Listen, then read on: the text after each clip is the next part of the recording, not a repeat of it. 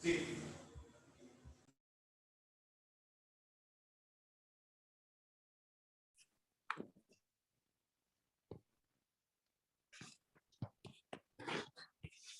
escuchan bien?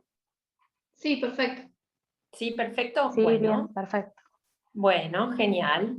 Bueno, primero me presento, para muchos que no me conocen, mi nombre es Adriana Comiso, soy ayudante de la Cátedra de Procesal, así que los invito a que si tienen alguna duda respecto de algún punto de la materia que tenga que ver con las clases que doy, o con alguna otra cosa, siéntanse en la libertad de escribirme y de preguntarme, o de interrumpir en la clase y preguntar, abrir el micrófono y preguntar. La realidad es que la idea sería que también, digamos, podamos hacer dentro de lo posible y dentro de esta circunstancia que estamos viviendo todos, que es tener que tener la clase online, tratar de, en estos meses que tenemos, que vamos a compartir, que podamos interactuar en la clase. O sea, a mí me gusta que me interrumpan y que me pregunten y que hablemos de cuestiones, porque me parece que es la mejor forma de aprender. No es mi interés tampoco, digamos, dar un monólogo de 1 hora y media y que después sea lo mismo que lo que ustedes pueden leer en los libros de texto. Así que la idea es que, más allá de yo explicarles los contenidos, de los puntos obviamente que me tocan, me gustaría que en la medida de lo posible me pregunten, me interrumpan, hablemos de cuestiones que les surjan, o después de que lean la clase, si es que la van leyendo a medida que vamos hablando del tema, me pregunten alguna duda que tengan de los textos, o de algún caso, o de algunas circunstancias, porque piensen ustedes que nosotros, al estudiar en esta materia derecho procesal, la idea es acercarlos lo más posible al ejercicio profesional. Si bien eso lo van a ver definitivamente en la práctica, lo cierto es que la elección de la modalidad, la elección digamos, del proceso que ustedes van a hacer como abogados el día de mañana, lo vamos a aprender en esta materia. Y entonces, digamos, es una de las cosas que nos identifican, digamos, a los abogados, el saber cuál es la ruta que debemos tomar para lograr el objetivo, ¿no?, que nos proponemos, o que nos propone nuestro cliente.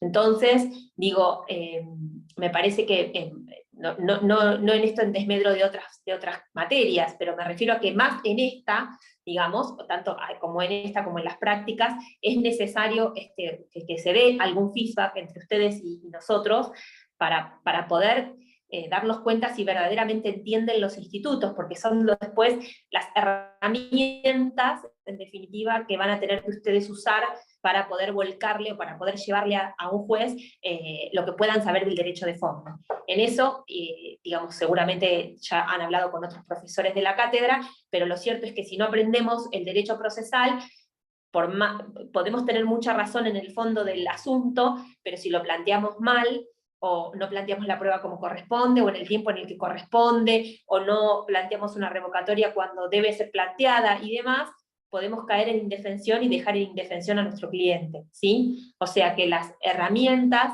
son cuestiones absolutamente indispensables a la hora del ejercicio de la profesión. Entonces, digo, los invito a que en esta circunstancia que nos toca, que es vía online, digamos, tengamos una cuestión participativa. La realidad es que a mí me interesa más que escuchen, que yo pueda darles los puntos de vista o darles los conceptos de la materia, sino que entiendan, digamos, que puedan comprender los institutos, porque va a ser la forma en que después no solamente la sepan aplicar, ¿no?, sino que además es lo que les va a dar la posibilidad de aprobar la materia, ¿no? Porque una de las cosas que nos pasa a veces cuando nos toca tomar examen es que nos deja la sensación una sensación como que no terminan de entender a veces de qué estamos hablando, ¿no? Y la realidad es que es fundamental en esta historia. Después estarán los requisitos que nos tenemos que aprender, como cualquier otra materia, que tiene que ver con el plazo, con cómo se interpone, cuándo, etc. Pero, digamos, entendiendo el instituto del que se trata, la situación es muchísimo más fácil. Así que bueno, quedo abierta, ya les digo, en este momento es el momento de hacer preguntas, es decir, no le vamos a poder ir a preguntar el día de mañana al juez si hicimos bien o mal una demanda o una contestación, o si es el momento en el que tenemos que ofrecer la prueba. Pero sí me lo puede preguntar a mí ahora y es bienvenida la pregunta. Es el momento de hacerlas las preguntas. Bueno, dicho esto, yo les voy a pasar mi mail también. ¿Por qué? Porque por ahí no les surge a prender el micrófono y hablar frente a todos, pero sí me pueden escribir. En la medida de lo posible, yo les voy a contestar. O si me parece algo que nos compete a todos, o porque no quedó claro, o por lo que fuera, voy a contestarlo en la clase siguiente para que a todos puedan tener la respuesta respecto de algún punto que por ahí no quedó claro. Y si es algo particular o personal o una cuestión puntual, la respondo también por mail. Pero si ustedes quieren, me pueden dejar digamos, la consulta por mail, y si la consulta requiere algún tipo de cuestión, también nos podemos comunicar por vía WhatsApp. Así que, digamos, habilitemos todas las medidas de comunicación posibles hasta que esto pase y nos podamos ver presencialmente, ¿sí? Bueno, mi email es mi nombre y mi apellido se escribe con doble M y doble S.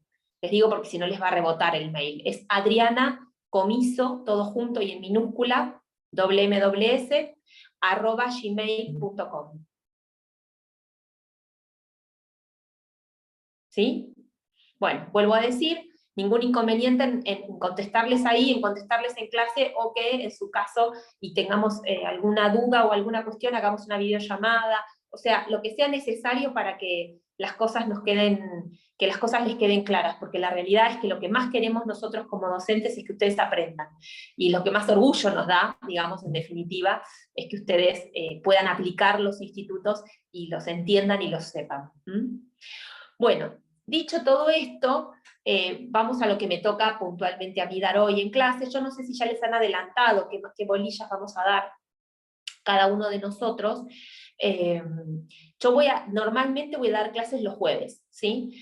Excepto que por alguna razón tenga que reemplazar a algún profesor, que ya ahora ya me pasa, creo que un día voy a dar un martes, porque hay un profesor que me pidió, pero no sé exactamente cuál martes, pero ya les digo que lo común es que yo dé clases los jueves, y voy a empezar, o me toca darles la bolilla 5. La voy a empezar hoy, obviamente no creo que pueda dar más que el punto 1, porque es una de las bolillas, para mí, una bolilla fundamental, porque tiene que ver con la defensa, y la voy a continuar el jueves que viene, ¿sí? O sea que sepan que, digamos, cada vez que me vean a mí, hasta que la terminemos, la bolilla 5, vamos a ver esta puntualmente, ¿sí? Así que después les voy a decir con qué sigo, antes de terminar esta bolilla, les voy a decir exactamente con qué sigo, así si alguno tiene interés o tiene ganas de ir leyendo las clases o buscando material respecto de la clase que sigue, también lo puede hacer, ¿sí? Y vuelvo a decir lo mismo, insisto mucho con esto, pregúntenme lo que sea necesario, no sientan ningún tipo de vergüenza de preguntar lo que sea, porque para eso es que uno está en la universidad, para hacer las preguntas. Bueno, vuelvo a lo que dije recién con relación es una de las bolillas que a mí personalmente, ya acá en esta bolilla yo tengo mi corazón, porque me gusta la defensa en cuanto al ejercicio profesional. O sea, si yo puedo elegir como abogada qué me gusta hacer, la realidad es que siento que la defensa, en cualquier circunstancia, es como un lugar al que me gusta ir y en el que me siento cómoda, me gusta de alma. Por eso digo que es una de mis bolillas preferidas, y cuando me toca darla me pone contenta, porque me gusta toda la materia, pero esta bolilla puntualmente me gusta mucho porque me gusta mucho la defensa, vuelvo a decir, como herramienta de trabajo. Ha hecho la vida que a partir de que me gusta mucho, y gracias a Dios, puedo ejercerlo desde ese lugar, y entonces, digamos, es compatible en este caso lo que me gusta con lo que en la vida me toca hacer. Así que bueno, espero que poder despertarles a ustedes el mismo cariño que le tengo yo a la defensa, porque en general uno siempre piensa que la demanda, digamos, o la promoción de la demanda es de lo más interesante dentro del proceso, ¿no? Y como que esta es un poquito la que le sigue, la segunda. Desde mi punto de vista, no. Una de las mejores cuestiones que uno tiene para hacer en un proceso es justamente el defender a alguien o la defensa. Dicho esto, tengan en cuenta que la bolilla trae varias cuestiones a ver, y en definitiva todas se resumen en un solo paradigma o en una sola cuestión que tiene que ver con las aptitudes que puede realizar cualquier individuo, sea persona individual o jurídica, ¿sí? Una persona física o jurídica, respecto de una acción. Es decir, planteada una demanda, lo que vamos a ver en la bolilla 5 es qué puede hacer el destinatario de esa acción, ¿sí? Sea esta, como digo, una persona física o una jurídica, cuáles son las herramientas o los elementos o las defensas, o como lo quieran llamar, que tiene a mano y que le da la ley para poder ejercer, como digo yo, uno de los derechos fundamentales del ser humano que tiene que ver con la defensa en juicio.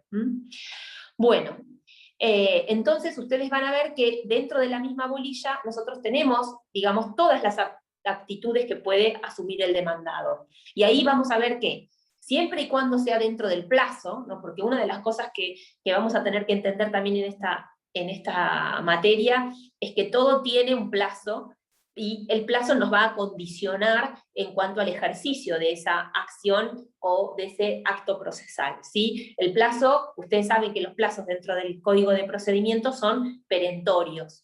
La perentoriedad hace que, en la medida en que nosotros no cumplimos con ese acto procesal dentro del plazo que está estipulado en la ley, ese acto procesal se pierde, o sea, lo que se pierde es la aptitud o la facultad de ejercer o de realizar ese acto procesal en forma útil.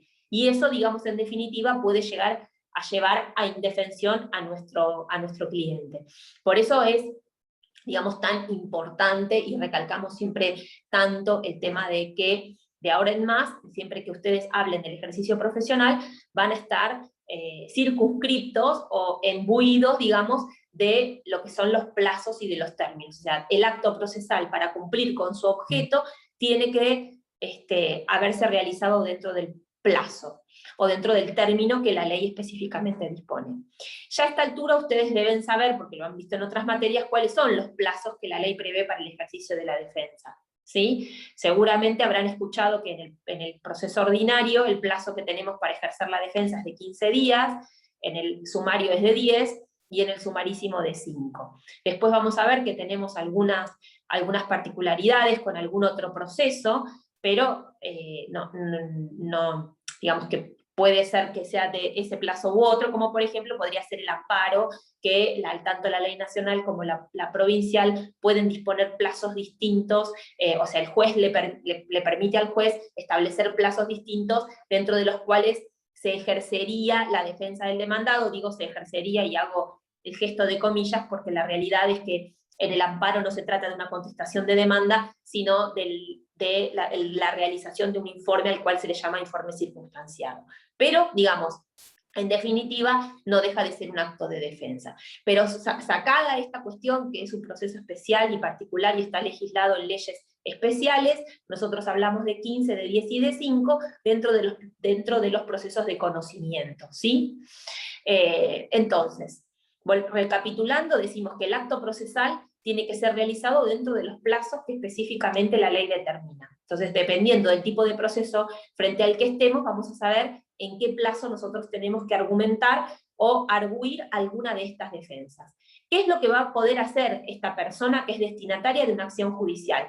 Bueno, en la bolilla 5 es la que nos permite visualizar todas esas cuestiones. Una de las primeras que menciona es la posibilidad de oponer excepciones. Dice defensas y excepciones. En realidad la palabra defensa, desde mi punto de vista, involucra a todas las potestades, ¿sí? O sea, defensa como género, ¿eh? La defensa es lo que va a poder hacer, y esa defensa la va a ejercer a través de distintas opciones, ¿sí? O sea, veo a la defensa como un término general, como un término genérico, que nos va a traer dentro de eso distintas situaciones o distintas posibilidades. La primera que la bolilla nos muestra es la de oponer excepciones. Habla de la posibilidad de oponer excepciones de previo y especial pronunciamiento, ¿sí? ¿Y por qué la ley trae, digamos, esta potestad dentro de las primeras, y es a la que vamos a referirnos hoy, porque específicamente lo que nos permite es, a través de una excepción, que específicamente la ley legisla, una excepción que está contenida en el código, frenar, digamos, ya sea en forma temporaria o en forma definitiva, ¿sí?, la acción deducida por el actor. Es decir, las excepciones de previo especial pronunciamiento nos van a permitir frenar en forma temporaria, dependiendo de qué tipo de excepción sea, o en forma definitiva, la acción que se está deduciendo en contra de nuestro mandante o de nuestro representado. ¿Estamos? Por eso se llaman excepciones y por eso se llaman de previo y especial pronunciamiento. ¿Por qué? Porque este tipo de defensas o de excepción que la ley nos habilita a oponer van a ser resueltas por el magistrado en una primera instancia, es decir, sin llevar a cabo la totalidad del proceso, sin, digamos, que avance el proceso hasta el momento de la sentencia definitiva, sino que justamente porque se tratan de cuestiones que pueden ventilarse en una primera etapa, la ley permite que sean tratadas como de previo y especial pronunciamiento, y entonces, digamos, evitar el dispendio jurisdiccional que significaría tramitar todo un proceso cuando en realidad va a ser viable la aceptación de una excepción. Doy un ejemplo rápido para que ahora entendamos de qué estamos hablando: la prescripción, ¿sí? No tendría ningún sentido tramitar todo un proceso con la prueba y demás, para que al final del camino el magistrado dicte sentencia haciendo lugar a la prescripción, ¿sí?, que podía haberle hecho lugar a esa misma excepción de prescripción dentro de los plazos de los que estamos hablando, o sea, una vez opuesta la excepción, o sea, en la primera etapa del proceso de conocimiento, sin necesidad de tramitar todo el juicio para, en definitiva, hacer lugar a una defensa que es viable oponerla y es viable tratarla en este momento procesal. ¿Se entiende? Por eso se llaman excepciones, justamente porque lo que van a intentar es repeler la acción de la parte contraria. Como digo, ese repeler puede ser temporario o definitivo, y van a resolverse en esta etapa del proceso, o sea, en la primera etapa antes de la apertura a prueba, ¿sí? Y se llaman de previo y especial pronunciamiento por eso, porque se van a resolver en esta etapa antes de la apertura a prueba y, en definitiva, antes de lo que debería resolver el juez al momento de dictar sentencia. Esta es una de las potestades que van a tener las partes el demandado con relación a la acción que se le inicia.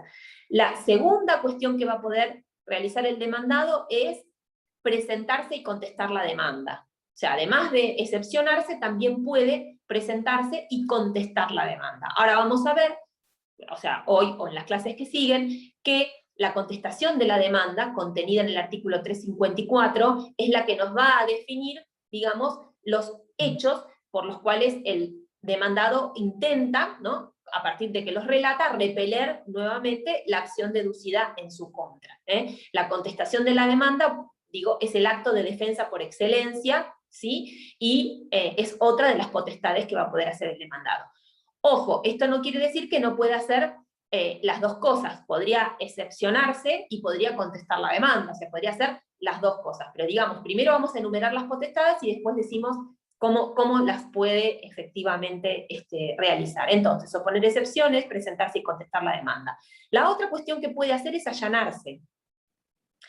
En ese caso lo que hace es, se presenta y de alguna manera reconoce, después vamos a ver en qué condiciones y bajo qué términos, ¿sí?, reconoce las pretensiones que se están deduciendo en su contra. Después vamos a analizar cómo es ese allanamiento, para qué sirve, en qué condiciones, cuándo me puedo eximir de costas y cuándo no, etc. Pero es una de las cuestiones que podría realizar el demandado. Como cualquier allanamiento, ustedes saben lo que es el allanamiento seguramente, pero igual después vamos a reforzar los conceptos, pero en definitiva el allanamiento es una renuncia. ¿Es una renuncia a qué? A ejercer la defensa, a ejercer digamos, una postura contraria a la que está deduciendo mi oponente. Bueno, entonces tenemos otra de las cuestiones que puede hacer es el allanamiento. Otra de las cuestiones que puede hacer es guardar silencio, es decir, presentarse en el expediente, pero en definitiva no dar una versión de los hechos, sino simplemente guardar silencio respecto de las cuestiones que se le plantean, ¿sí? Es una condición válida también, o una postura válida, sin perjuicio de las consecuencias procesales que eso conlleva en el proceso, que lo vamos a ver a lo largo de esta bolilla, ¿sí? Y finalmente también, otra de las cosas que puede hacer es no presentarse. Digamos, es una actitud válida a asumir frente a una demanda. Vuelvo a lo mismo, válida en el sentido de que la ley no se lo impide, ¿sí? O nosotros sabemos hoy que el demandado, digamos, puede presentarse en el proceso, o cualquier persona que es llamada al proceso puede presentarse o no presentarse. O sea, nadie va a ir por la fuerza pública a buscarlo a su casa como se hacía en la antigua Roma, y llevarlo frente al pretor para que efectivamente se le notifique, digamos, de las cuestiones en su contra y que ejerza su defensa. En la antigüedad no se... Hola. Hola, ¿cómo estás? Una pregunta. ¿Puede Dale. presentarse en el proceso sin contestar la demanda y guardar Sí, silencio? claro, sí, Y puede. en el caso de ese no se lo tiene ¿cómo se dice? El 354, lo que dice Después, la no, demanda.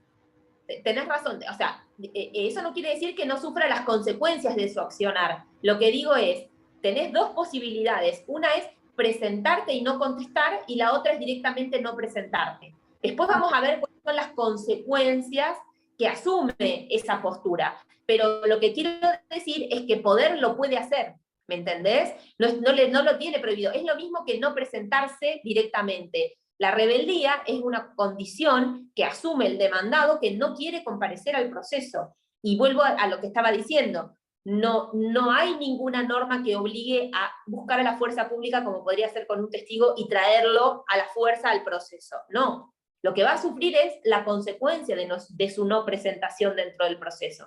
¿Me seguís? Que vamos a analizar cuáles son. Vos me dirás, no, pero no le conviene para nada. Bueno, es muy probable que tengas razón, que no le convenga, pero la circunstancia es que poder puede, y el proceso va a seguir adelante, porque lo interesante de esto es que esa circunstancia que pueda asumir el demandado no hace que el proceso se anule o que el proceso no pueda avanzar. El proceso avanza con el demandado ausente. ¿Me seguís? Ahora, vos me decís, ¿y cuál es la diferencia entre presentarse y no contestar y no presentarse directamente? Un montón son las diferencias. ¿Por qué? Porque el que se presenta, en definitiva, está de alguna manera allanándose en forma tácita. Se presenta pero no contesta o no dice nada respecto de la acción que se está deduciendo en su contra, va a operar lo que vos me estás hablando del 354, que después lo vamos a analizar, ¿sí? Pero, en definitiva, digamos, obviamente es distinta la situación frente al que no se presenta directamente. El que no se presenta directamente puede sufrir otras consecuencias, pero lo vamos a ir viendo a lo largo de toda la bolilla. Pero ¿es una actitud válida que puede asumir? Sí, es válida. ¿Es conveniente? Y no, por ahí no, seguramente no. Perdón, pero voy a conectar esto que no me di cuenta que me está diciendo que tengo poca batería. Entonces, la realidad es que no le va a ser lo conveniente, pero poder puede. ¿Está? De hecho, vamos a ver nosotros en esta bolilla lo que es la rebeldía y qué implica eso para el demandado. ¿Estamos? Bueno, espérenme un segundo. Ahí está. Bueno, entonces, frente a todas esas posibilidades, nosotros hoy vamos a arrancar por la primera, que es la posibilidad de oponer excepciones que va a tener el demandado. En realidad, las excepciones, chicos, fíjense que hay alguna de ellas que pueden ser opuestas por cualquiera de las partes, y podemos analizar cuál. Pero la ley en principio deja en cabeza del demandado o del reconviniente, ¿sí?, la posibilidad de oponer excepciones. Esas excepciones deben oponerse dentro del plazo de los 10 días de haberse notificado de la demanda. Y como cualquier plazo, acuérdense siempre que empieza a contar al día siguiente al que se cumple la notificación, ¿sí? Entonces, si la notificación se cumplió en el día de hoy, mi día 1, para contar el plazo que eventualmente me pudiera estar corriendo, empieza a partir de mañana, ¿está? La notificación se cumple hoy, el plazo comienza, el día 1 es mañana, ¿sí? Tenemos 10 días para oponer estas excepciones. Y lo que dice la ley o la norma es que estas excepciones deben oponerse todas en forma conjunta. Es decir, si yo tengo varias excepciones para oponer, debo hacerlo en la misma presentación y en el mismo escrito. ¿Sí? También tengan en cuenta que este plazo de 10 días corre en forma independiente al plazo para contestar la demanda. Entonces, lo que eso significa es que en el proceso ordinario, si nosotros tenemos 15 días para contestar la demanda, dentro de los primeros 10 tenemos que oponer las excepciones, ¿sí? Y el plazo, una vez presentado el escrito de oposición de excepciones, el plazo de contestación de la demanda continúa su curso, ¿sí? Quiere decir que no me interrumpe ni me suspende la presentación de un escrito. Con excepciones, el plazo para contestar la demanda.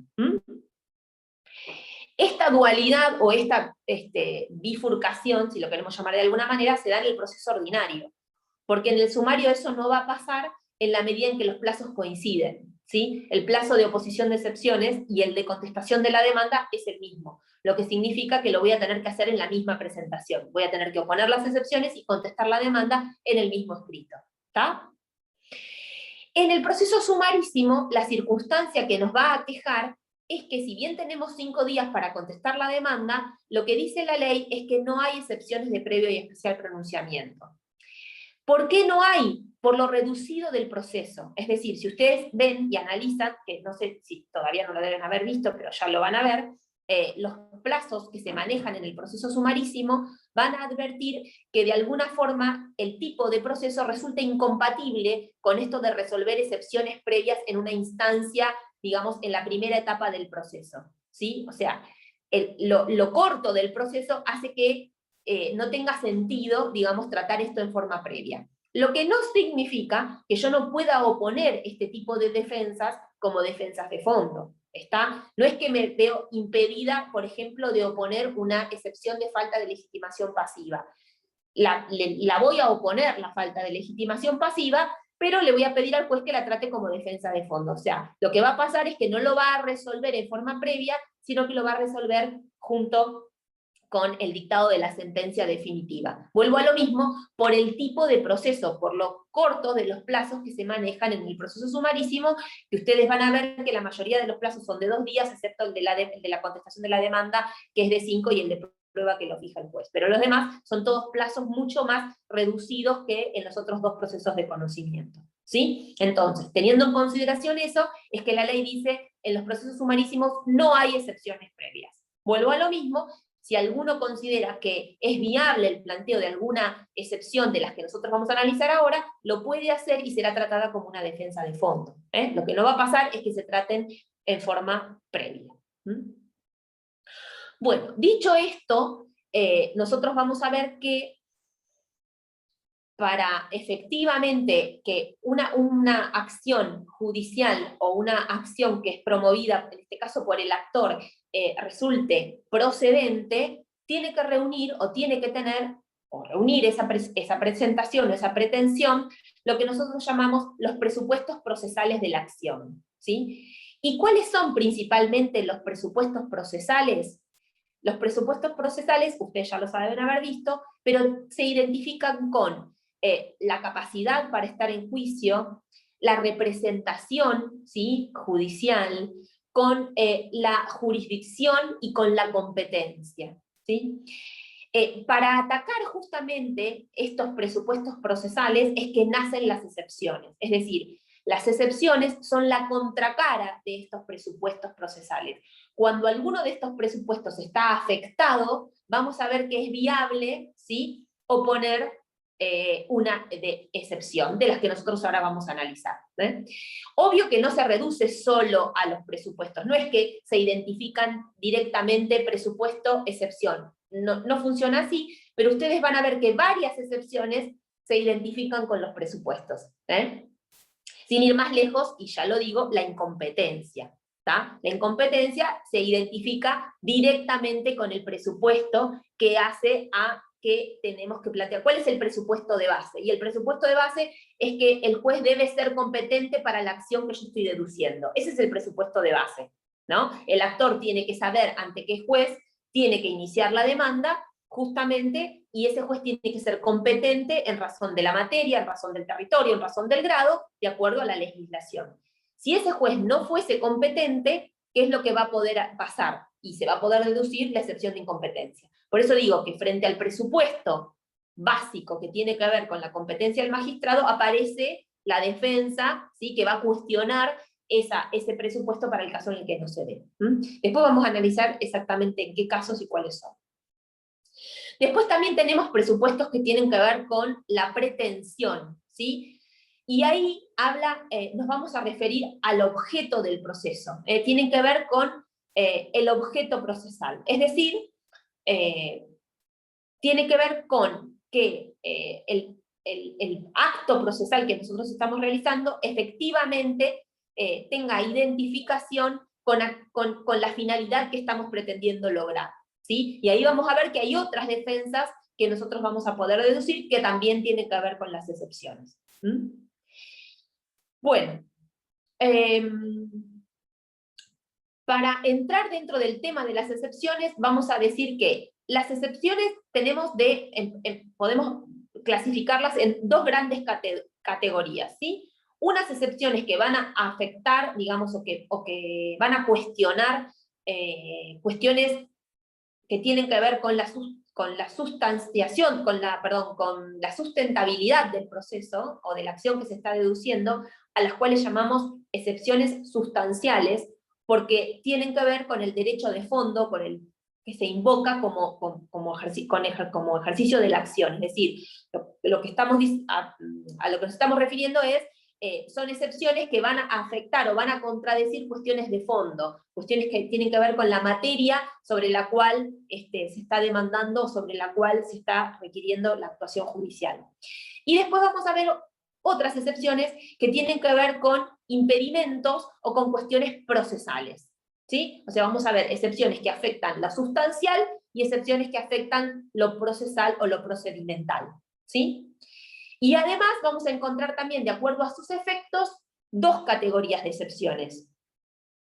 Y esta quizás sea la que ustedes más conocen, que tiene que ver con que hay excepciones que son dilatorias y excepciones a las que llamamos perentorias, ¿sí? Y acá aparece una de las cuestiones que nosotros recién acabamos de conversar o de hablar al principio cuando estábamos enumerando las potestades que tenía el demandado, y es si esta excepción, es decir, este freno que se le coloca a la acción que se está deduciendo en contra de nuestro representado, es en forma temporaria, vamos a estar frente a una excepción de las que denominamos dilatoria, y si este freno es definitivo, vamos a estar frente a una excepción de las que llamamos perentorias, ¿sí? ¿Por qué? Porque entonces las excepciones dilatorias lo que van a hacer es que no nos van a liberar, digamos, definitivamente del proceso, ¿sí? Sino que la acción puede continuar su curso en la medida en que se subsanen los errores que se están marcando, que se están señalando por vía de la excepción. Después vamos a ver cuáles son estas.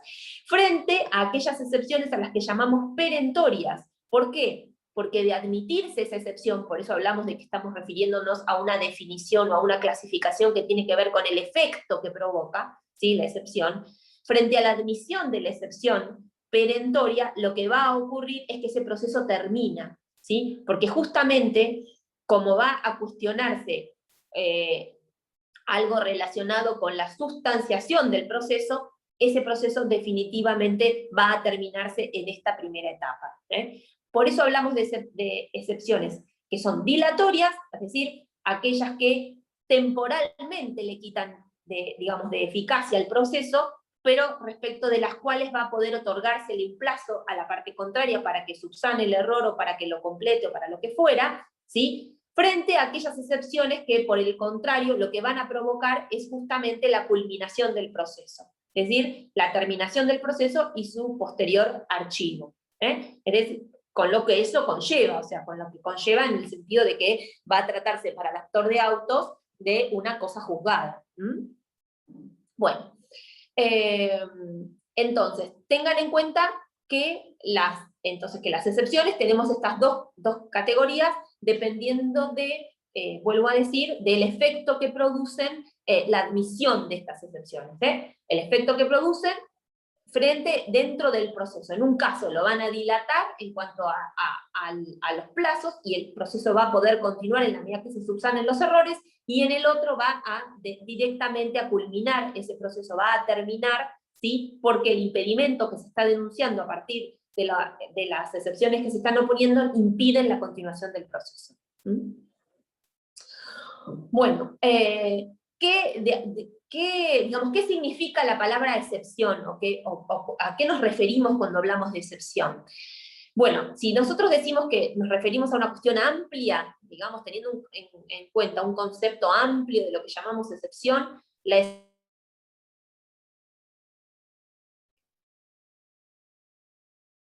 definitiva incluye esto que tenga que ver con la defensa, o sea, contrarrestar, digamos, el ataque que se recibe a partir de la demanda con la defensa, con los argumentos, o con excepciones, o con cualquier otra posibilidad que tiene a mano el demandado para justamente contrarrestar el ataque producido por la demanda. Eso en sentido amplio.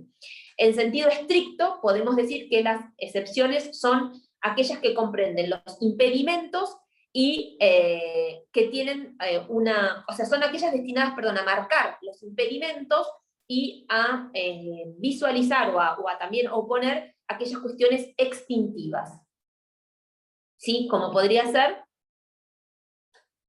por ejemplo, la cosa juzgada. ¿Sí? Son cuestiones que hacen a la extinción de la acción.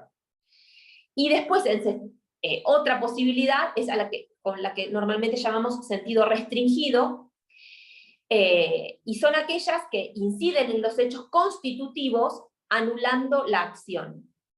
O sea, son aquellas que tienden a cuestionar la constitución de la acción o de la pretensión, por lo cual tienden a anular esa pretensión. Bueno, hasta acá la parte general con relación a las excepciones. Ahora vamos a analizar las que contiene el Código de Procedimientos en particular, ¿sí? ¿Dónde están contenidas en el Código de Procedimientos las excepciones? A partir del artículo 345. Y tengan en cuenta que la enumeración que hace el Código en el 345 y en el 346 es una enumeración taxativa. Eso significa que no hay otras excepciones de previo y especial pronunciamiento. Ojo, vuelvo a decir lo mismo, si alguna defensa tuviese alguna vinculación con alguna excepción, puede ser tratada como defensa de fondo, ¿sí? No es que no se puede argumentar, sino que quizás el juez la trate como defensa de fondo, pero no como excepción previa. La posibilidad de que se resuelvan en forma previa está limitada a estas contenidas en estos artículos que estamos hablando, ¿sí? El 345 y 346. ¿Cuáles son las excepciones que admite el código? Bueno, si ustedes las miran, en la enumeración que hace el 345, comienza justamente con la de incompetencia. Y en esto vuelvo a lo que dije hace un ratito, en relación a que la competencia tiene que ver con uno de los presupuestos procesales, ¿sí? ¿Por qué? Y porque uno de los presupuestos procesales es que la acción sea deducida frente al juez competente. Para eso, el actor debe analizar cuál es la competencia que corresponde de acuerdo al tipo de proceso que va a iniciar, en el sentido de la materia, digamos, de la que va a iniciar, y a su vez, digamos, tener en cuenta la competencia territorial para poder iniciar esa demanda válidamente. Tengan en cuenta ustedes que, digamos, las primeras pautas relativas a la competencia la da la Constitución Nacional, ¿sí? O sea, el primer marco, el primer estamento con relación a la competencia, ¿quién la da? La Constitución, ¿sí? ¿Por qué? Y porque es el que primero nos va a decir, nos va a dividir la competencia entre la competencia federal, ¿sí? Y la competencia a la que nosotros llamamos ordinaria. ¿Está? O sea, la primera gran división de cuestiones la trae la Constitución con relación a la competencia federal o la competencia ordinaria o provincial, ¿sí? Dentro de la competencia que le corresponde al fuero federal, también nosotros vamos a encontrar una división también de la misma naturaleza, en el sentido que dentro de la federal nosotros vamos a encontrar aquella competencia que tiene que ver con el tipo de asuntos que se van a someter a la jurisdicción de los juzgados federales, ¿sí? Que son aquellos en los cuales estuviese interesado el Estado Nacional, ¿sí? Siempre que se traten cuestiones federales, y eso nos remite a determinadas leyes, que ahora no vale la pena que yo me ponga a hablar de eso, pero digo, tiene que ver con las cuestiones que se debaten en el proceso, cuestiones federales, y entonces corresponde a la competencia federal, y después por una cuestión de nacionalidad o vecindad. También van a corresponder a los jueces federales.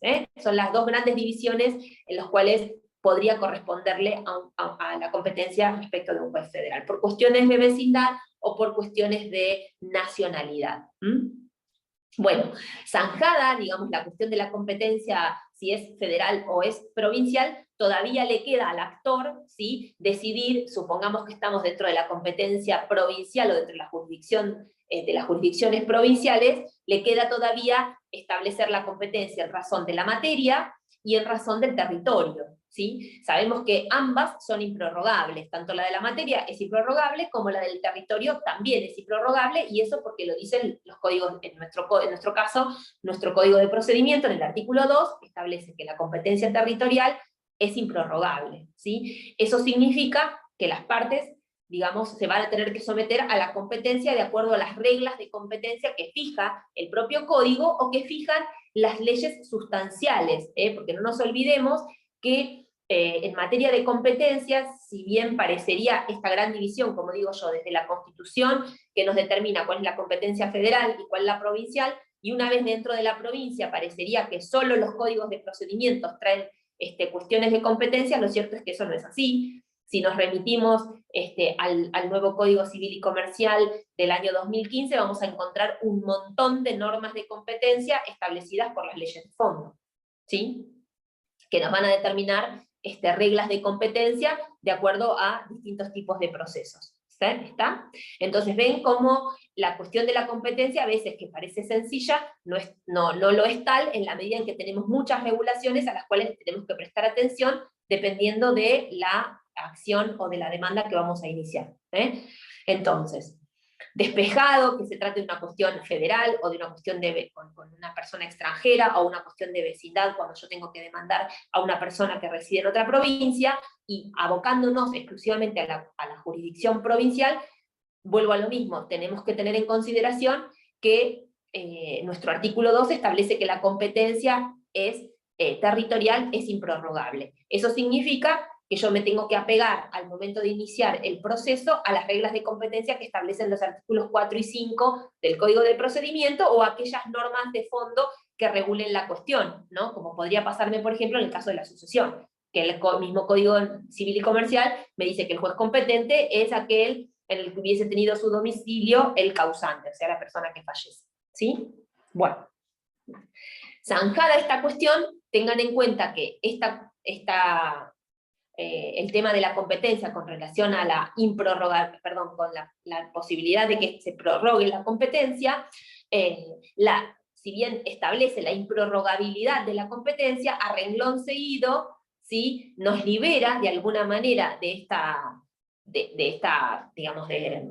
premisa inicial que da el artículo 2, y nos dice que en cuestiones patrimoniales, ¿sí?, le está permitido a las partes prorrogar la competencia, ¿sí?, sea en forma escrita, o sea, en forma expresa o en forma tácita, ¿sí? Es decir, las partes tienen la potestad de prorrogar la competencia en cuestión, la competencia solo la territorial, la que pueden prorrogar, y en cuestiones exclusivamente patrimoniales. ¿Está?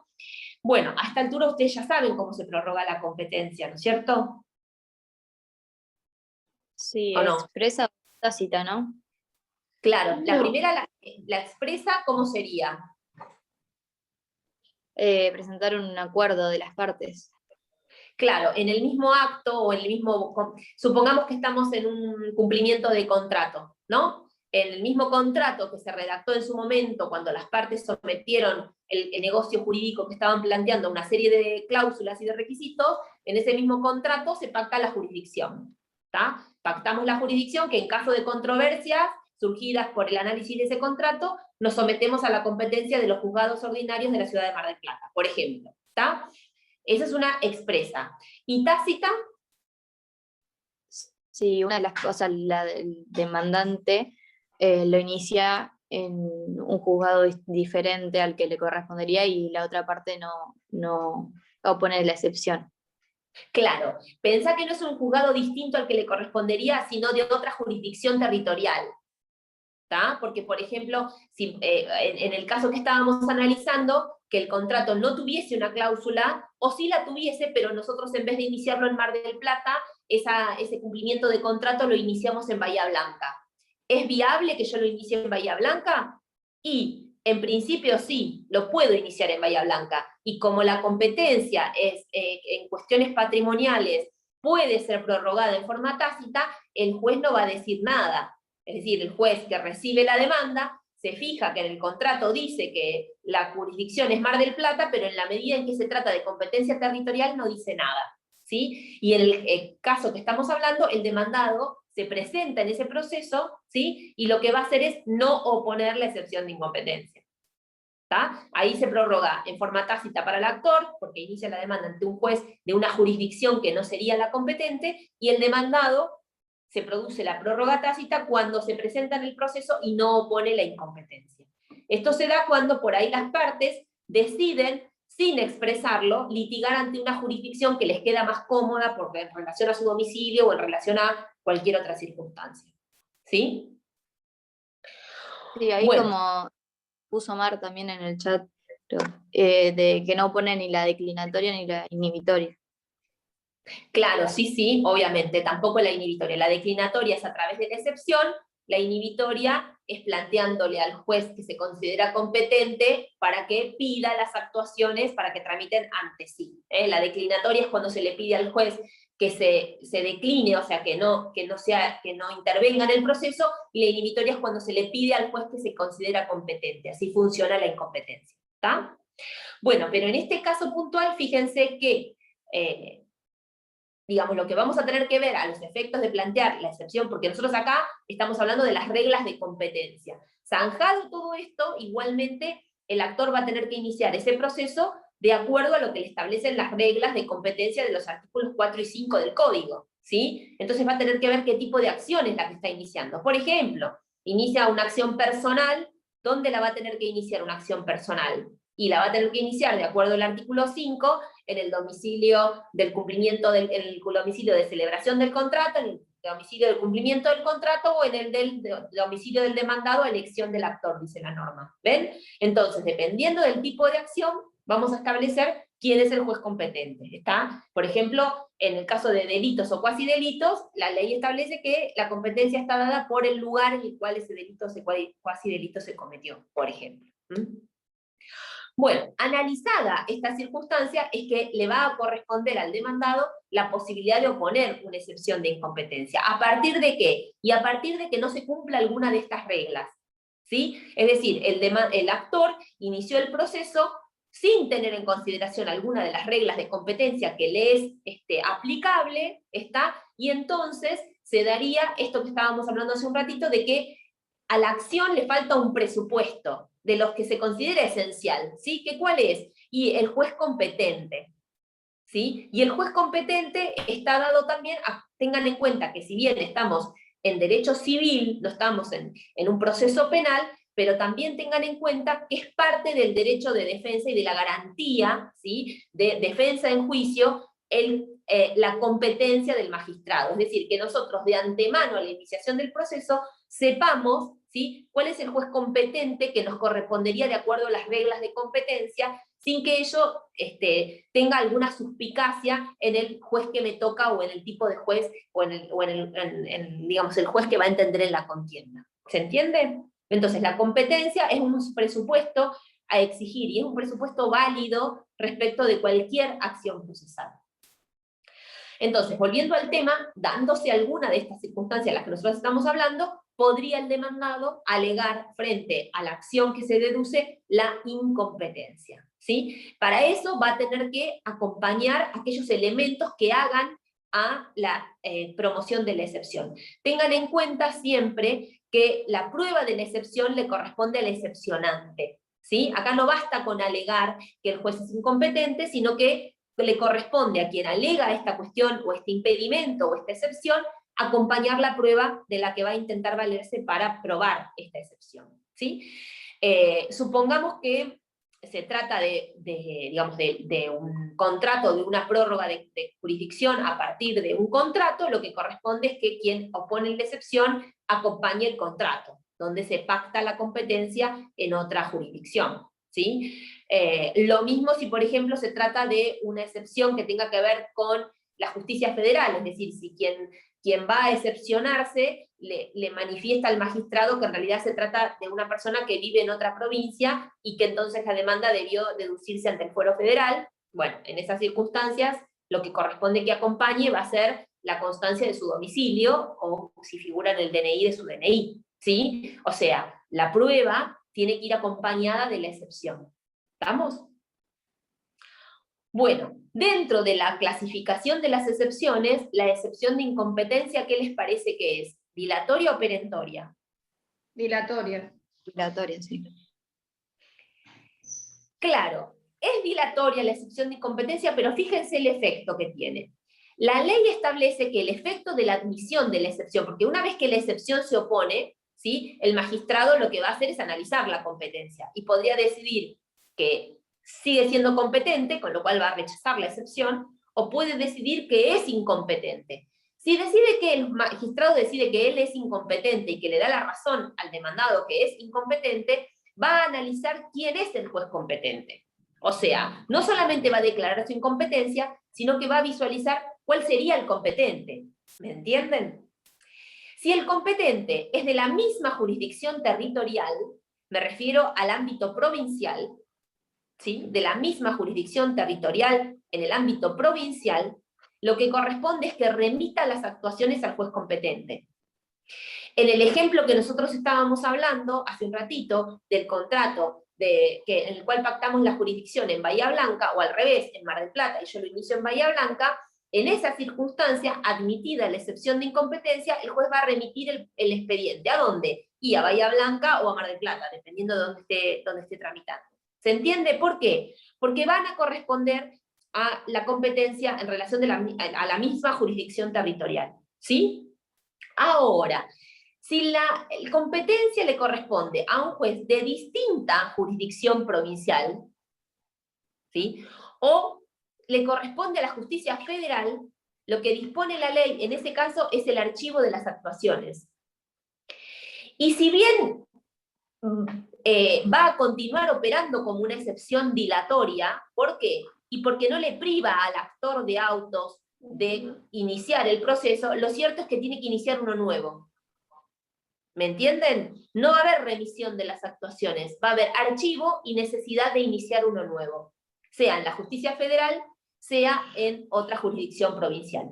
¿Está? Y toda la documental que acompañé en ese primer proceso, ¿me la devuelven? Vas a tener que pagar las costas del proceso y vas a tener que pedir el desarchivo, perdón, la restitución para la iniciación ante el juez que es competente. Sí. Bien. El tema es que si es de la misma jurisdicción territorial, se procede a la revisión de las actuaciones. Si es de distinta jurisdicción territorial, lo que la ley manda es que las actuaciones se archivan y el actor tiene que iniciar un nuevo proceso. Y eso pasa aunque la distancia entre un juzgado provincial y uno federal, por ejemplo en la ciudad de Mar del Plata, sean 10 cuadras. O sea, no tiene que ver con el territorio, fíjense, tiene que ver con el tipo de justicia, digamos, de jurisdicción a la cual nos vamos a someter. Si corresponde a la federal, porque la persona es de otra provincia, por ejemplo, y le corresponde el fuero federal, o porque se van a tratar cuestiones federales, qué sé yo, o por el tipo de demandado, no sé, vamos a demandar al ANSES, ¿sí?, que corresponde a la justicia federal. Bueno, en ese caso, lo que va a hacer el magistrado en esta instancia es archivar las actuaciones en provincia y ustedes tienen que iniciar el mismo proceso en el Profe, ¿puedo hacer una pregunta después? Sí, ¿O ahora? dale. Ahora. Me imagino que, por ejemplo, cuando la defensa pone una excepción, cualquiera sea, ¿no? Sí. Después, el actor, me imagino que sí por el principio de bilateralidad, ¿no? Pero ¿puede responder a esa excepción o a lo que se plantea en esa excepción? Sí, obvio. Planteadas las excepciones, el juez va a correr traslado de las excepciones y de la prueba que se adjuntó, ¿sí?, al actor para que conteste las excepciones. Y después recién resuelve. Sí, sí. Corresponde por principio de bilateralidad el traslado. Muchas gracias. Bueno, esto en cuanto a la excepción de incompetencia. Vamos a la segunda de las excepciones que que trata el código, que es la falta de personería. Está contenida en el 345, inciso segundo, y en este caso también lo que va a estar afectado para que podamos oponer esta excepción es algún presupuesto procesal. Fíjense que en el primer caso era la competencia del magistrado, y en este tiene que ver con la capacidad de las partes o con la representación suficiente. Es decir, lo que está afectado es o la capacidad civil para estar en juicio, o lo que adolece de algún defecto es la representación procesal. Entonces, a través de la falta de personería, lo que vamos a atacar son esas dos cosas. Le vamos a decir al magistrado, o el actor no tiene capacidad suficiente para estar en un juicio, ¿sí? Y necesita ser asistido por algún representante legal, como podría ser el caso de los menores en un proceso, o la representación que está invocando la persona que se presenta en el juicio no es suficiente para el tipo de proceso que está iniciando. Eso es lo que se ataca a través de la excepción de falta de personería, ¿sí? Y tengan en cuenta que en uno u otro caso, lo que se pretende es entablar un proceso con la persona válidamente.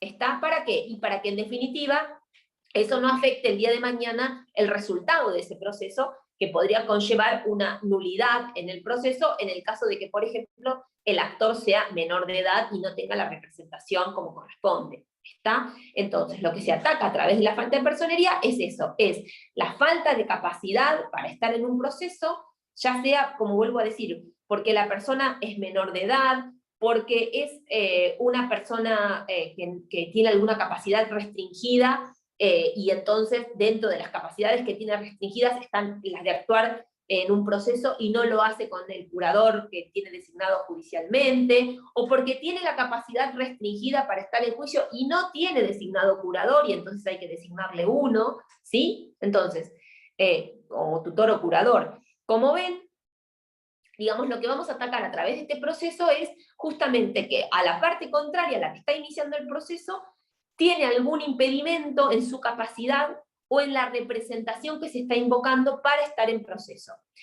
La representación tiene que ver con el mandato, y acá lo que se va a cuestionar o a alegar tiene que ver con la potestad que se les está otorgando a través del poder o a través del mandato. Y podría ocurrir, por ejemplo, que para una determinada acción yo necesite un tipo de poder especial, ¿sí? Y en realidad lo que me haya dado mi cliente sea un poder general, por ejemplo, para juicios, en vez de uno especial determinado para una cuestión puntual, ¿sí? Entonces ahí cabría la posibilidad de que el demandado oponga una excepción de falta de personería.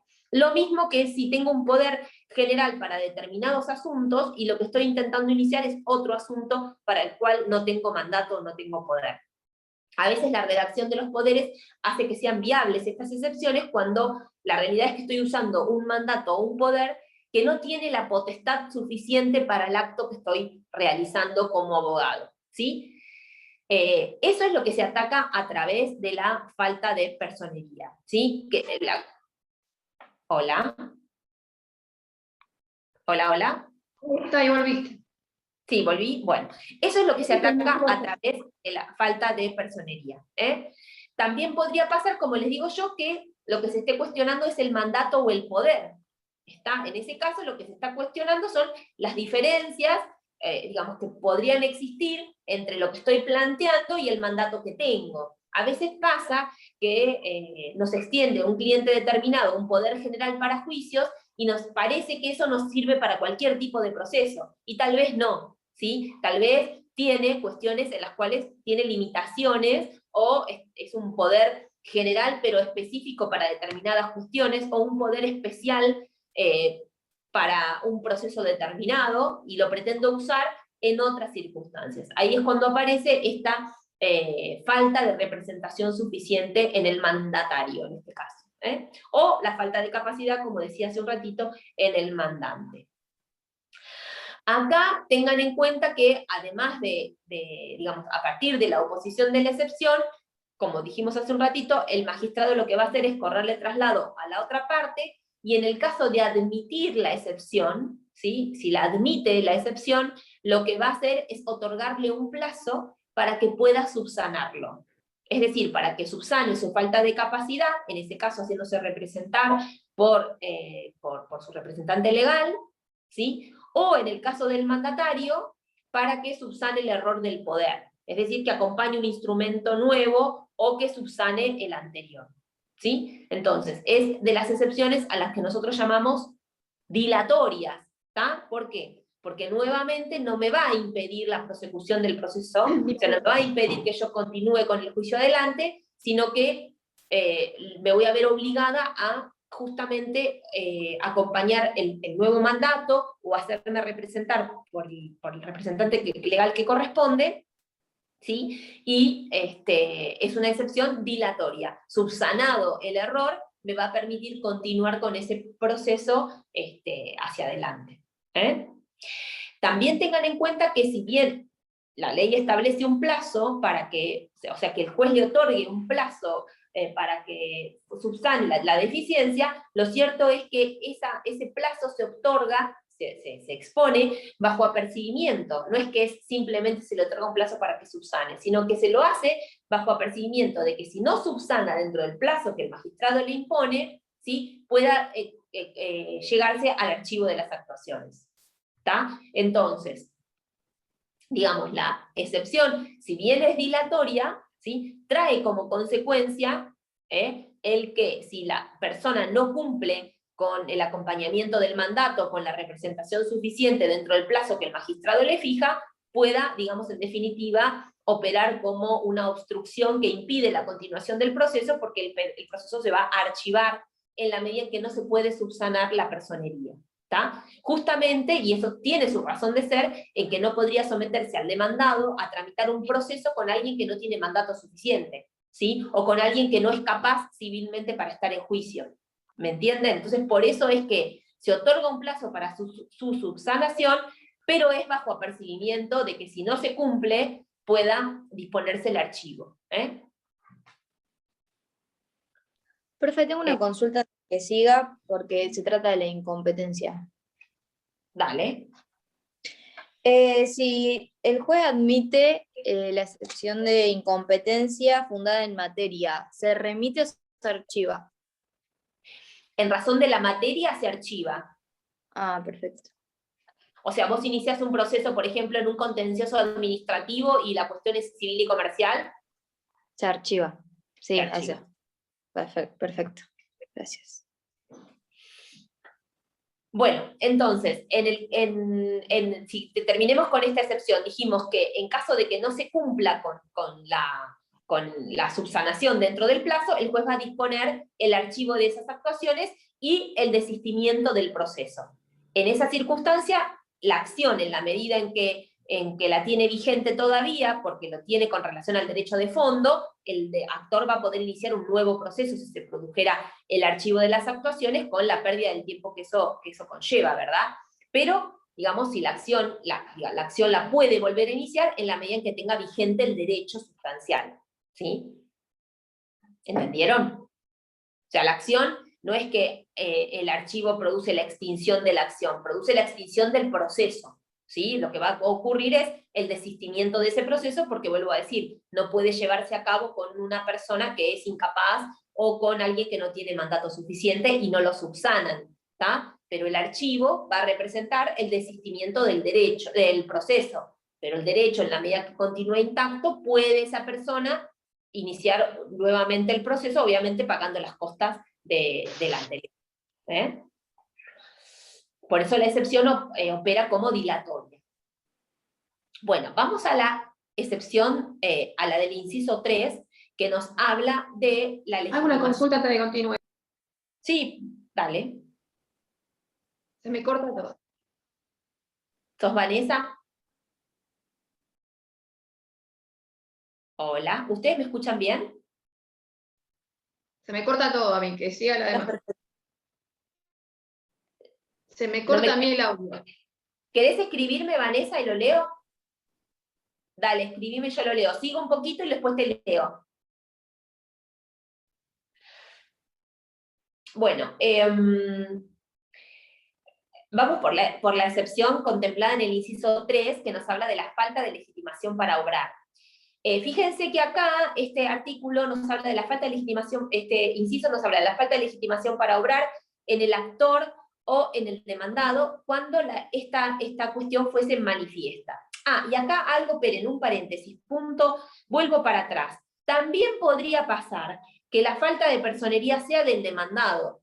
La excepción anterior puede ser opuesta tanto por el actor como por el demandado, ¿sí? La excepción de falta de personería. ¿Por qué? Porque podría el demandado, cuando contesta la demanda, acompañar un poder que no tiene aptitudes suficientes para el acto que está realizando. Entonces, corrido un traslado al actor respecto de la contestación de la demanda o de los documentos acompañados, podría el actor oponer una excepción de falta de personería. ¿Se entiende cuándo? Cuando el mandato que argumenta o que acompaña el profesional que representa al demandado no tiene mandato o poder suficiente. O sea, la excepción anterior es de las que las puede oponer tanto el actor como el demandado.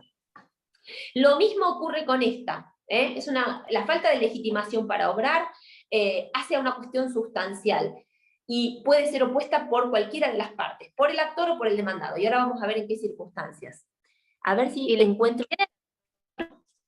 Espérenme un segundo que voy a leer, a ver si puedo leer lo que me escribe Vanessa, a ver si lo encuentro. No.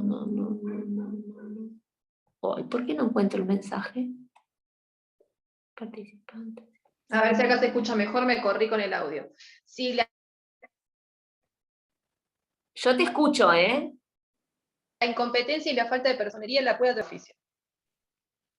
Ninguna de las dos va de oficio. Ok.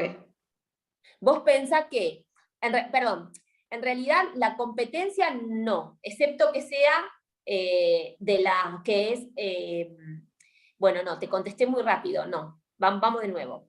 La competencia depende. ¿Por qué depende?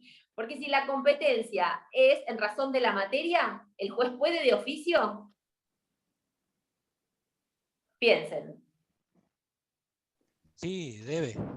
Debe, muy bien, ¿no? Daniel, ahí estás. Sí, obvio. Si la competencia es en razón de la materia o del grado, el juez debe, como me dice acá Daniel, o sea, sí, puede ser de oficio. Ahora, si la competencia es en cuestiones patrimoniales y territorial, no, por lo que dijimos antes, podría darse lo que se llama la prórroga tácita, ¿sí? No puede de oficio el juez.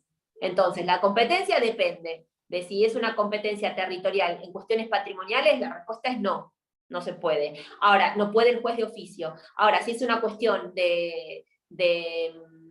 digamos, de competencia en razón de la materia, o en razón del territorio, o en cuestiones que no son patrimoniales, sí puede de oficio. Y con relación a la falta de personería, estamos en la misma circunstancia. Es decir, si es una cuestión de capacidad de las partes y el juez lo advierte, lo puede cuestionar de oficio el juez. No necesariamente tiene que ser el letrado el que oponga la excepción. ¿Estamos? Gracias. De nada. No sé por qué no puedo leer los mensajes, porque me gustaría poder leerlos, pero cuando aprieto acá el más, espérenme, a chatear, a ver. Ahí está. Perfecto, ahora lo encontré. Alguien me pregunta si los dos jueces establecen competencia negativa, ¿decide Cámara el juez competente? Mira, Hernán, la cuestión es que vos tenés que ver ¿quién decide la competencia? Siempre que tengan esta cuestión, el que decide la competencia, cuando hay dos jueces que producen la misma cuestión, porque vos me estás preguntando por la competencia negativa, pero también podría ser por la positiva, ¿sí? Es decir, que dos jueces se atribuyen la competencia o que dos jueces la rechazan. Bueno, vos tenés que buscar cuál es el órgano común a ambos jueces, ¿sí? Vos ahí me preguntás la Cámara. La realidad es que eso no te va a pasar casi nunca, que sea la Cámara. ¿Por qué? Porque necesitas que los jueces tengan un vínculo común, es decir, un superior común.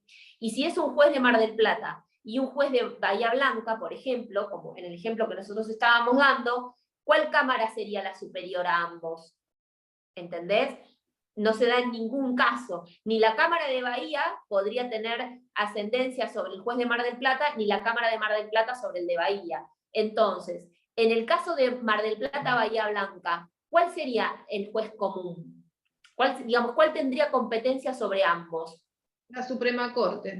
Muy bien, no sé quién contestó, exacto. O sea, entre jueces de distinta jurisdicción, pero dentro del territorio de la provincia, el que decide con competencia positiva o competencia negativa, es decir, cuando dos aceptan, cuando dos quieren la causa, cuando dos la rechazan, es la Suprema Corte.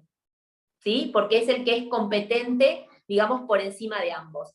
Si la competencia podría darse, por ejemplo, en una cuestión de litispendencia o en una cuestión de acumulación de procesos, por ejemplo, que un juez diga que se tiene que acumular, y eso dentro de la jurisdicción territorial nuestra, ahí ya no competencia, ya no en excepciones, digo, me estoy yendo por las ramas, pero para que lo entiendan, y que me parece muy importante el tema de competencia, que es que, supongamos que estamos hablando de una acumulación de procesos, ¿no? Donde yo digo que la sentencia, o de litispendencia, donde la sentencia que se pueda dictar en un proceso tenga injerencia en el otro. Pero los dos tramitan en la ciudad de Mar del Plata, uno ante el Juzgado Civil y Comercial 4 y uno ante el Juzgado Civil y Comercial 12. Ahí se daría lo que me dice Hernán, y que es que la Cámara de Mar del Plata decide la competencia, es decir, decide si ambos procesos tramitan en el 4 o ambos procesos tramitan en el 12. ¿Se entiende? Pero ahí sí tienen un juez común dentro de la jurisdicción territorial. En este caso, Mar del Plata. ¿Se entiende por qué? Pero, digamos, los procesos están uno en el juzgado 4 y otro en el juzgado 12. Ahora, si un proceso está en Mar del Plata y el otro está en Avellaneda, provincia de Buenos Aires, o en Bahía Blanca, como dije hace un ratito, en Tres Arroyos, o en cualquier otra jurisdicción, pero dentro del ámbito de la provincia, no cabe ninguna cámara, porque no tienen competencia común. Entonces hay que buscar el común, y en ese caso va a ser la Suprema Corte, ¿sí? Ahora, si fuese un juzgado de la ciudad de Mar del Plata, provincial, y un juzgado federal, ¿quién sería el que tiene que decidir la competencia? Entre un juzgado provincial y un juzgado federal. La Corte Suprema de Justicia de la Nación. Exactamente, porque nuevamente no tenemos nadie común en el medio. No tenemos nadie con competencia o con jurisdicción para decidir esa contienda. ¿Estamos? ¿Sí? Bueno, volvamos sí, ahí estoy yo. Alguien preguntó cómo me llamo. Sí, perfecto, y lo escribiste bien.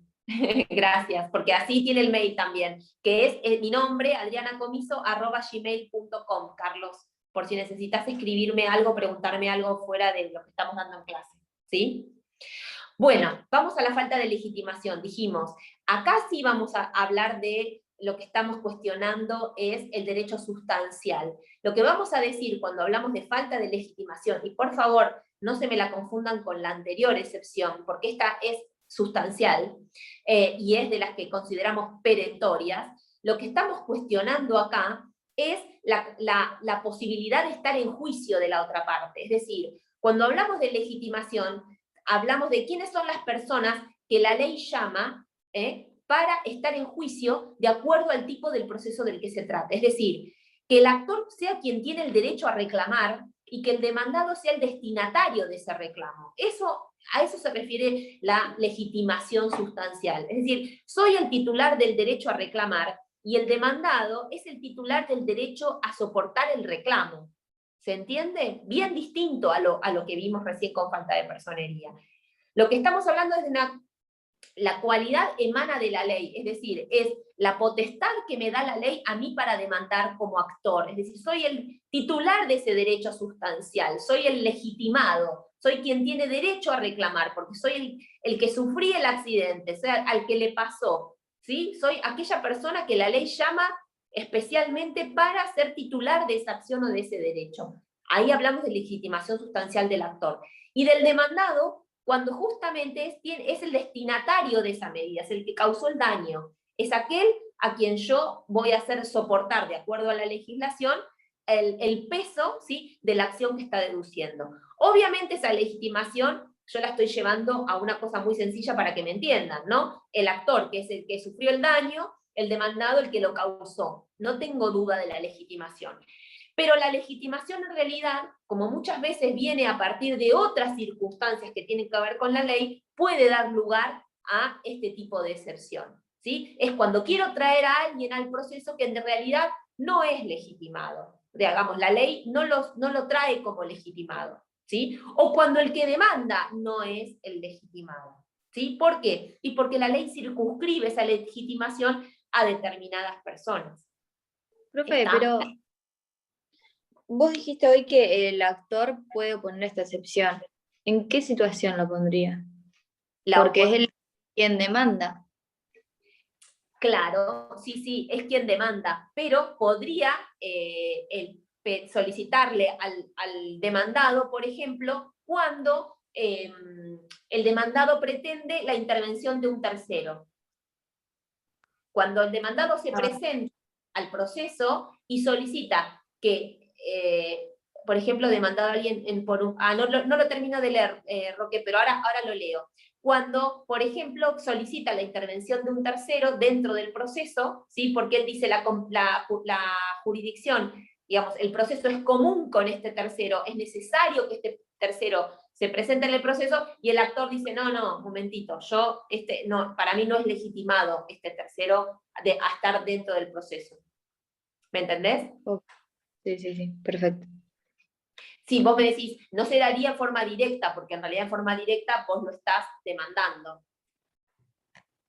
Claro, en forma directa vos lo estás demandando, pero podría pasar que cuando el demandado se presenta en el proceso, pretenda traer a otro, ¿sí? Por considerar que la cuestión que se está suscitando es común con ese tercero. Y eso podría darse porque considera que es común, o porque el día de mañana tiene una acción subrogatoria sobre ese. ¿Me entendés? Es decir, podría reclamarle lo que él tenga que pagar. Es cuando se dan estos vínculos como triangulares, ¿sí? Es decir, vos me demandás a mí, pero yo el día de mañana te podría demandar a vos para que me pagues, digamos, lo que yo tenga que pagar. Es lo que ocurre a veces con la fianza solidaria, ¿sí? El actor con una fianza solidaria enfrente puede demandar tanto al titular obligado a pagar como al deudor solidario liso y principal pagador. No a la fianza simple, pero al deudor solidario, al fiador solidario sí puede demandarlo en forma directa. No tiene por qué demandar al obligado principal. ¿Me entienden? Podría demandar directamente al fiador solidario. Bueno, en ese caso, el fiador solidario puede decir, no, yo pretendo que venga el actor, el demandado, digamos, el titular original de la acción, porque yo después tengo una acción subrogatoria contra él. Y el actor podría oponerse y decir, no, un momentito, vos después ventilalo en un proceso aparte. Yo acá quiero litigar solo con vos. Perfecto, y también tenía la misma duda, perdón que interrumpa tanto, sobre el anterior, sobre la incapacidad. ¿Le conviene al actor interponer esa excepción de incapacidad? Porque también le atrasa el proceso. Sí, en realidad no podría, le conviene a cualquiera de las partes hacer valer el tema de la capacidad o de la representación procesal, porque se podría dar una nulidad después. O sea, vos no podés llevar el proceso adelante con un incapaz. Porque después el juez lo va a determinar, o sea. O sea, alegar a la incapacidad para estar en un proceso, ¿qué te va a pasar con tu proceso? Sí, o sea, va a ser nulo. Va a ser nulo. ¿Entendés? Claro. Entonces lo que avanzaste es lo retrocedés. Claro, sí. Por eso tenía esa contradicción, pero no Claro, en realidad no, es una cosa que te va a imponer una espera, te va a imponer una espera, porque vas a tener que esperar a que subsane, pero te garantizás de llevar el proceso válidamente hacia adelante. De la otra manera, si hay una falta de personería y el abogado no tiene mandato suficiente, el demandado vos estás ejerciendo su defensa, el día de mañana ese proceso podría padecer de alguna nulidad o ser nulo en la medida en que haya sido llevado a cabo con una falta de personería o con una falta de capacidad. ¿Entendés? Por eso es que se afecta a un presupuesto y es necesario, digamos, es conveniente alegarlo y subsanarlo, para evitarse que el día de mañana pueda ser pasible de una nulidad. ¿Mm? Bueno, entonces, volvamos a la falta de legitimación. Entonces dijimos, la falta de legitimación puede ser tanto del actor como del demandado. ¿Está bien? ¿Por qué? Porque el demandado podría presentarse y decir, yo no soy el legitimado. Ahí él dice, yo carezco de la aptitud para estar en este proceso, yo no soy el legitimado, ¿sí? O podría decirle, usted no es el legitimado para reclamar. ¿Se entiende? Entonces, la legitimación, por eso decimos que la legitimación que el demandado puede cuestionar es tanto la propia, o sea, puede decir yo no soy el obligado por esta acción, como cuestionar la legitimación del actor a reclamar. Usted no es el legitimado. La excepción de falta de legitimación contiene ambas, o sea, puede proponer el demandado cualquiera de las dos.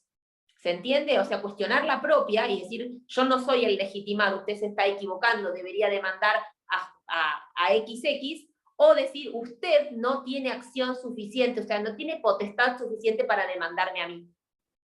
¿Se entiende? Entonces, por eso hablamos de que puede ser una falta de legitimación activa, la que se deduce, cuando yo cuestiono la legitimación que tiene el otro para reclamar, o pasiva, cuando lo que cuestiono es que yo no soy el legitimado que la ley, digamos, le impone la obligación de soportar el peso de esa acción o de esa demanda. ¿Está?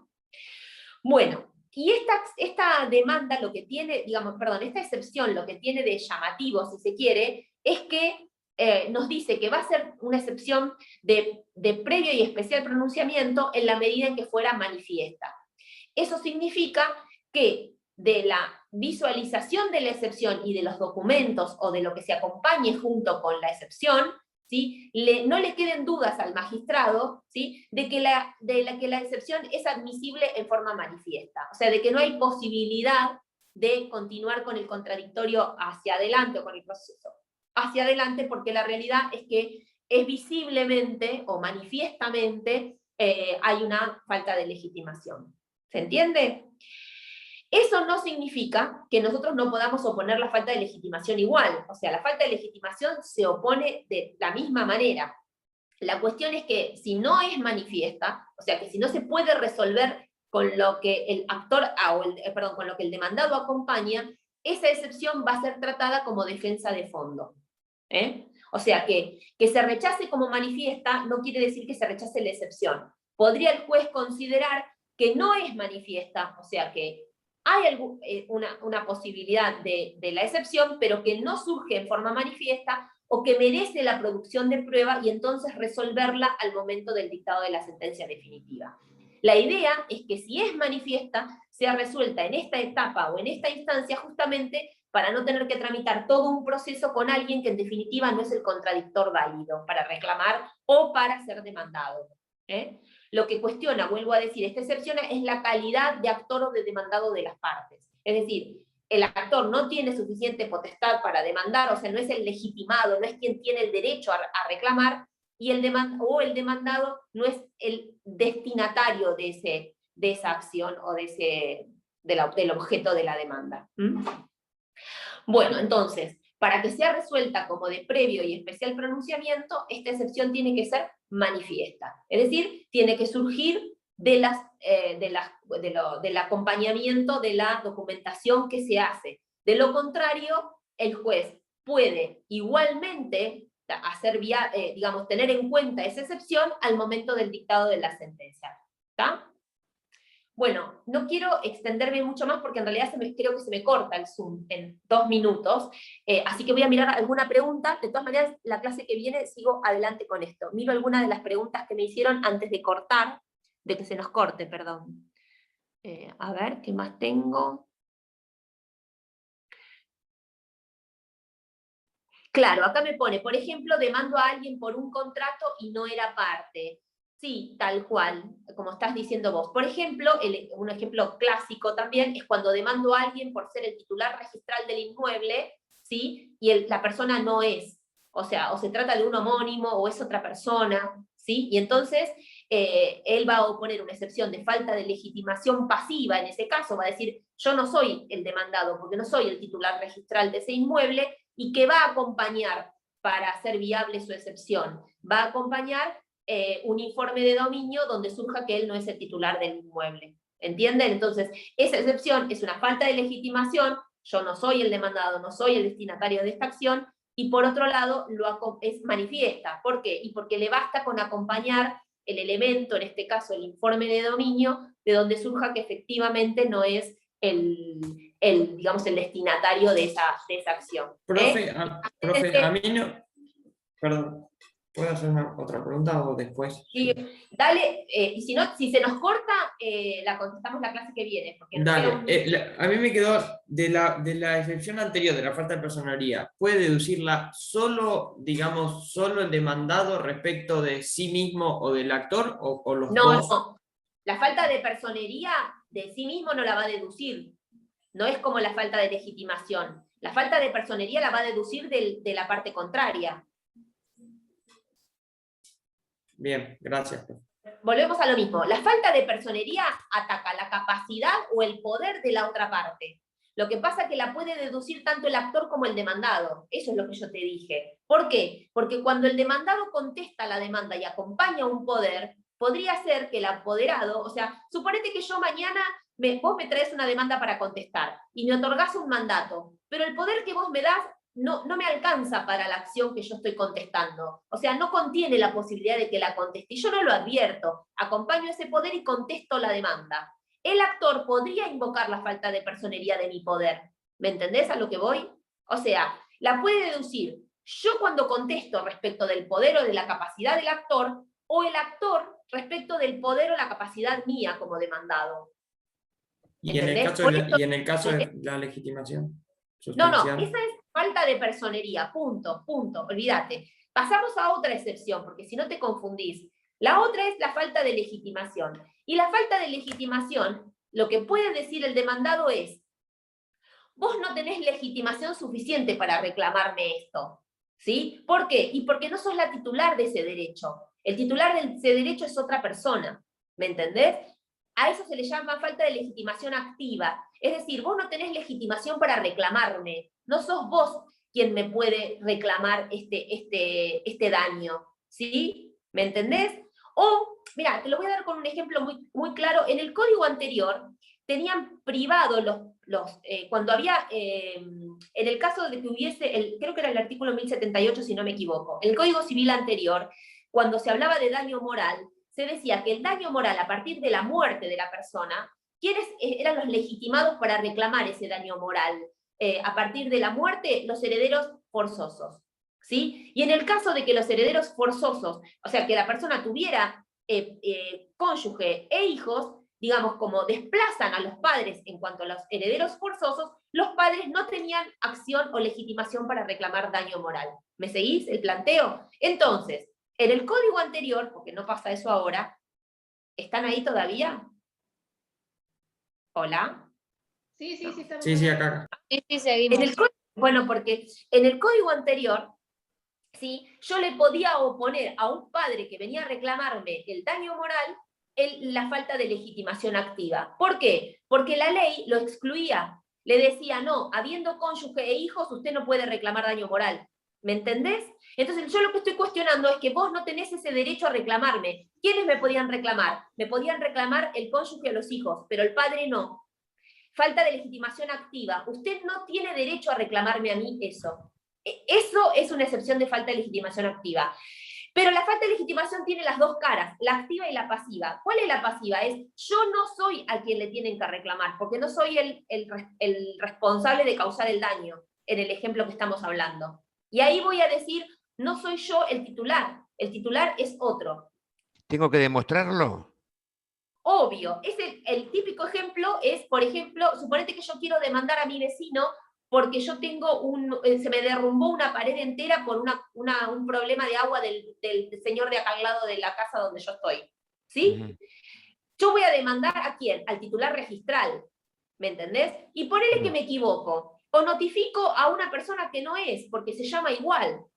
¿Sí? ¿Ahí qué hay? Falta de legitimación, ¿cómo? ¿Activa? No, activa yo tengo derecho a reclamar. Pero es falta de legitimación pasiva. ¿Por qué? Porque él no es el titular de la acción. No es quien tiene que responderme. El que me tiene que responder es el titular registral del inmueble. Y yo estoy demandando a otro. Disculpe, doctora. Sí. Disculpe, la duda que tengo es el demandado, que no es el responsable, digamos. ¿Él tiene que demostrar que no lo es? Claro, por eso digo, y es más, para que sea manifiesta tiene que acompañar la prueba. En el ejemplo que yo les di recién, tiene que acompañar, por ejemplo, el informe de dominio de donde surja que él no es el titular registral del inmueble, que Bien. me causó el daño. Bien. ¿Entendés? Sí, sí. ¿Y en qué momento pone la excepción el actor? Está traslado. No. El actor no, vuelvo a lo mismo. El que opone la excepción es el demandado. En el ejemplo que estamos hablando, el que opone la excepción es el demandado. No, Pero va a cuestionar en el caso... va a cuestionar tanto la legitimación, puede cuestionar tanto la legitimación activa como la pasiva, pero es el demandado. Claro, pero cuando... En la otra excepción, en la anterior excepción, porque si no, el problema es que me agarran un pedazo de cada excepción. En la otra excepción, en la de falta de personería, sí podía también el actor, ahí sí podían el actor o el demandado cuestionar el poder o la capacidad. Pero es claro, en la anterior excepción. pero dijo de las dos, por eso, bueno, yo lo tenía notado así, de la falta de legitimación al obrar y de la incapacidad, lo dijo de los dos que podía el actor y el demandado. O quizás yo entendí mal. En este caso, a ver, lo que sí se puede es, en la falta de legitimación, argumentar sobre la legitimación del actor o sobre la legitimación del demandado. Claro, sí. En la falta de personería, tanto el actor como el demandado pueden invocar la falta de personería de su contrario. Cuando usted dio el ejemplo de que el demandado quería sumar a otra persona y el actor le rechazaba por falta de legitimación. Bueno, el asunto es, yo no sabía si era la misma persona que le estaba hablando o era otra, porque como no te veo acá, no te estoy viendo, no sabía quién era la que me estaba preguntando y no quería enroscar a los demás con esa circunstancia, porque es una cuestión excepcional. Y como me dio la sensación de que se empezaba a prestar a confusión, no seguía adelante con eso. La realidad es que en la falta de personería lo pueden hacer cualquiera de las dos partes, justamente porque no sería viable continuar con un actor o con un demandado que no tiene personería o no tiene capacidad para estar en juicio. En la falta de legitimación la opone el demandado y puede ser cuestionar la legitimación del actor o la legitimación del mismo. O sea, puede cuestionar cualquiera de las dos. Perfecto. ¿Se podría decir entonces que en la falta de personería hay un defecto legal y en la falta de legitimación hay un defecto en el titular? La realidad es que la falta de personería lo que tiene es más que un defecto legal, lo que tiene la falta de personería es una cuestión que hace al presupuesto procesal, que es la capacidad o la representación en un proceso. ¿Entendés? En cambio, lo otro es un derecho de fondo. Okay, en la falta de personería, vos pensás que en la falta de personería, el poder, puedo actuar yo como abogada, podés actuar vos el día de mañana, no, podría actuar cualquiera que tenga mandato suficiente. Bien. ¿Me entendés? En cambio, en la cuestión sustancial, no. La ley llama a una persona que es la titular del derecho. Digo a una, pueden ser a dos o a tres, pero me refiero, está específicamente determinado, que es la que sufre el daño, por ejemplo, en un juicio de daños y perjuicios. ¿Sí? O los familiares directos, en el caso de la muerte, pero no cualquiera. Claro. Y en caso de que el actor quiera oponer la excepción de incapacidad, empieza a correr los días a partir de la notificación del traslado de la contestación. De la contestación de la demanda se le va a correr traslado al actor. ¿Me seguís? A partir de los documentos que el actor acompañe, de los documentos que el demandado acompañe, se le corre un traslado por 5 días al actor. A partir de ahí, él puede cuestionar el poder que acompañó el demandado. Perfecto. ¿Sí? 5 días para cuestionarlo. Perfecto. ¿Sí? Muy bien. Bueno, los veo la clase que viene. Total, tenemos para rato con esta bolilla, ¿sí? Los veo el jueves. Gracias, Dale, doctora. Gracias, profe. Gracias, Chao. hasta Chao, luego. cuídense. Buena semana. Igualmente, Igualmente. muy amable.